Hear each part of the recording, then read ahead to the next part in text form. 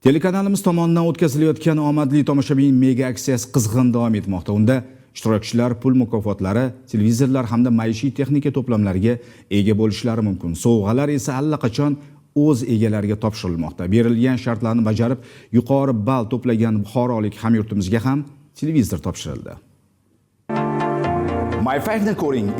Mening yurtim telekanalining doimiy muxlisi bo'lgan G'ijduvonlik Shobekovlar oilasi omadli tomoshabin loyihasida ishtirok etmoqda. Mening yurtim telekanalining hamma dasturlari rang-barang qiziqarli. Bachalarim, farzandlarimiz bilan hammamiz har kuni tomosha qilamiz.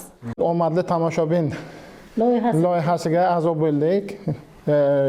Shunga qiziqib 63 ball bilan g'olibi bo'ldi. G'olib sifatida tanlangan mazkur xonadonga telekanal tomonidan televizor yetkazib berildi. Televizorni yutib oldik, ovoragarchilik bo'lgan yo'q. O'zlari uyigacha, xonadongacha keltirib berib, bularga katta rahmat aytaman. Mazkur loyiha telekanal muxlislariga bayramona kayfiyat ulashishni maqsad qilgan.